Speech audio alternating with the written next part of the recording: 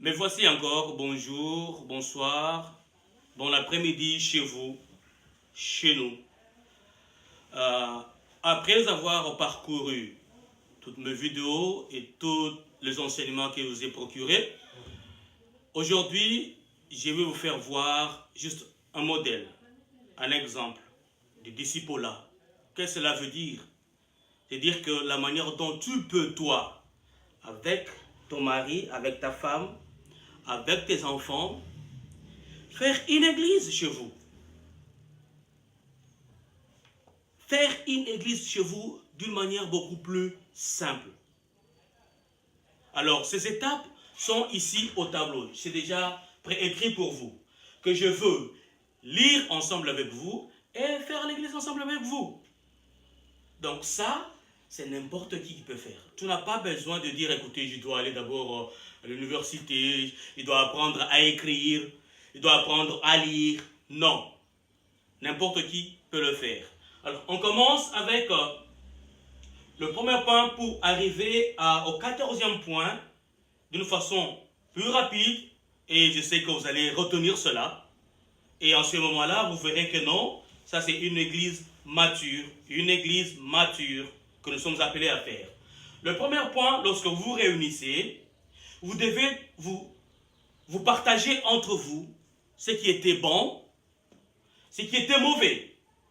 Une bonne nouvelle, une mauvaise nouvelle que ton frère a, que ta soeur a, lorsque vous êtes ensemble, dans votre maison. Et après avoir parlé, vous allez tous ensemble, à 2, 3, 4, vous vous tenez au bras et vous priez chacun pour le problème qu'il a et qu'il a apporté dans l'église. Lorsque vous terminez ce point-là, vous passez au deuxième point qu'on appelle adoration. Bon, ici, ça dépend. Il y a ceux qui savent chanter, chantez. Chantez pour la gloire de Dieu. Louez pour la gloire de Dieu. Alors, ceux qui ne savent pas chanter, ils peuvent simplement lire le psaume. Vous lisez le psaume et c'est ça l'adoration que vous allez amener ensemble entre vous. Alors, si vous terminez le deuxième point, vous passez au troisième. C'est une question.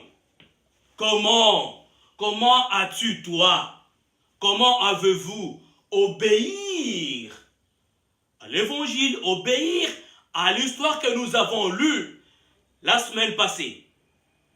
C'est dire que peut-être aujourd'hui, c'est notre jour de rencontre, je vais poser la question de savoir c'est que si nous avons obéi à ce que nous avons lu dans l'évangile la semaine passée, lorsque nous sommes aujourd'hui.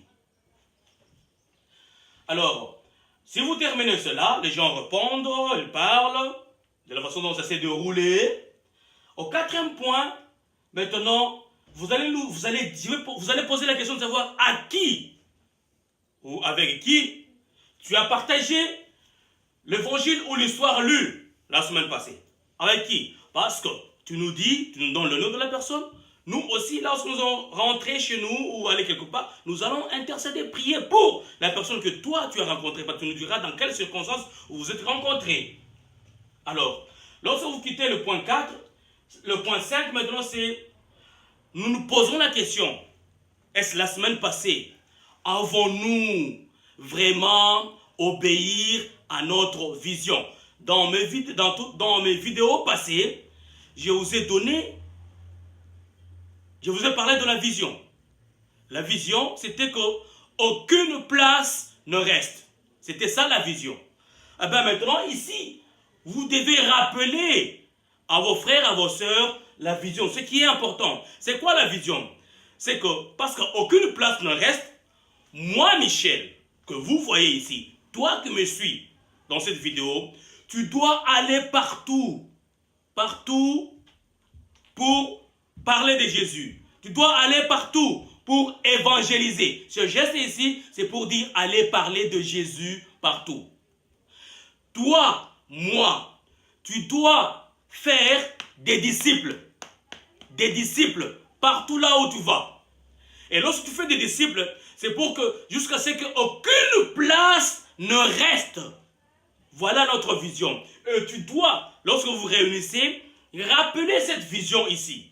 aucune place ne reste. Tu vas partout, tu évangélises, tu fais des disciples jusqu'à ce que tous les endroits soient couverts, soient saturés de la parole de Dieu, soient saturés de la présence de Jésus. Et le sixième point, maintenant, vous revenez toujours sur votre lecture, l'évangile de la semaine passée. Vous lisez maintenant l'histoire maintenant, pas de la semaine passée, maintenant pour cette semaine-là, pour ce jour-là. Comment? Vous allez lire cette histoire-là. Vous lisez 5 fois, 1, 2, 3, 4, 5. Vous racontez cette histoire-là entre vous. Vous vous mettez à deux. Vous mettez à deux.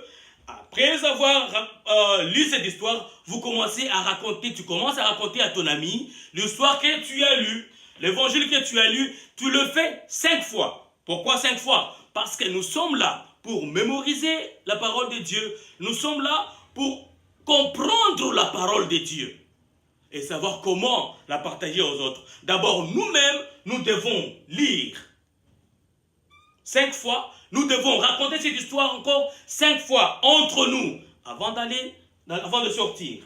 Et le 7e point, vous vérifiez entre vous si chacun d'entre vous a correctement, chacun d'entre vous a correctement raconté, a correctement expliqué l'histoire que nous avons lue, a correctement expliqué l'évangile que vous avez lu. Alors, le 8e point, maintenant vous posez la question, l'histoire que vous avez lue, qu'est-ce que cette histoire-là vous apprend de Dieu? Qu'est-ce qui est dit? Qu'est-ce que cette histoire-là vous apprend de Jésus? Cette histoire-là, qu'est-ce que cette histoire-là vous parle, vous apprend de l'Esprit Saint? Ce sont des questions toujours que vous devez de vous poser. Vous terminez là-bas, le 8e point c'est, alors, qu'est-ce que nous avons appris maintenant des personnes dans cette histoire? Les personnages dans cette histoire que vous avez lu, dans cet évangile que vous avez lu, quelle est leur attitude, quel était leur comportement lorsque vous étiez en train de lire cette histoire ou l'évangile? Le 10e point c'est maintenant, en lisant cet évangile ou cette histoire, vous posez la question, quel péché devons-nous éviter? Nous lisons la parole de Dieu. Lorsque nous l'ouvrons, tu te dis, Dieu, parle-moi. Et lorsque tu fermes la Bible, tu dis, Dieu ne me parle pas. Mais alors quand tu ouvres Dieu, parle-moi, l'évangile ou l'histoire que vous avez lu doit vous permettre de vous examiner vous-même, afin que vous puissiez dénicher, découvrir le péché que vous devez éviter, complètement, que vous devez éviter. Le 11e point, c'est que qu'est-ce que nous avons trouvé dans cette histoire ici, nouveau pour moi, que moi, je dois obéir? Qu'est-ce que toi tu as vu que tu dois obéir dans cette histoire, dans l'évangile que tu as lu? Et le 12e point, c'est maintenant, comment obéir? Comment obéir à cette histoire au courant de la semaine? Au courant de la semaine. Il faut le dire aux gens. Comment toi tu vas le faire? Comment tu vas te prendre pour arriver à obéir à cette histoire ou à l'évangile que vous avez lu? Le 13e point c'est avec qui? Maintenant, l'histoire que tu as lue. Maintenant, en sortant de votre réunion, que vous appelez église mature, que vous appelez église, en sortant, qu'est-ce que toi, avec qui vas-tu partager cette bonne nouvelle-là que tu as appris dans l'église? Avec qui? Il faut toujours cibler. C'est à quoi nous sommes appelés. Et vous verrez que nous sommes appelés à être ambassadeurs. Ce n'est pas pour rien. C'est pour aussi parler aux gens de cette bonne nouvelle. Nous sommes de nouvelles créatures. C'est pour appeler les gens à accepter Jésus-Christ dans leur vie et être missionnaires. Alors, le dernier point, c'est maintenant, vous avez terminé votre réunion, vous avez terminé votre église. C'est déjà le modèle vraiment concret que je peux dire, que vous pouvez faire vous-même dans votre maison pour dire c'est déjà une église. Le dernier point, c'est qui va prier. Vous choisissez quelqu'un. C'est Patricia, c'est Nathalie, c'est Freddy, c'est Michel,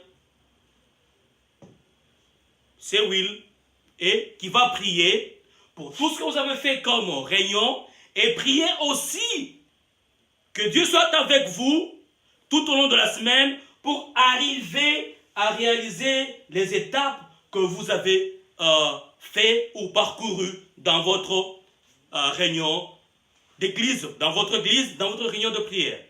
Donc ici, ça, c'est un modèle, comme je le dis, d'une église parfaite, parce que ne pensez pas que l'église c'est seulement le bâtiment, c'est pas le bâtiment. Dans votre maison, une église, dans un parc, vous pouvez faire une église, un endroit là où vous sentez que vous pouvez parler de Jésus, vous pouvez vous réunir pour faire une église de cette manière ici, qui ne demande pas beaucoup, qui ne te demande pas d'être théologien, d'être pasteur, d'être évangéliste, d'être universitaire. Non.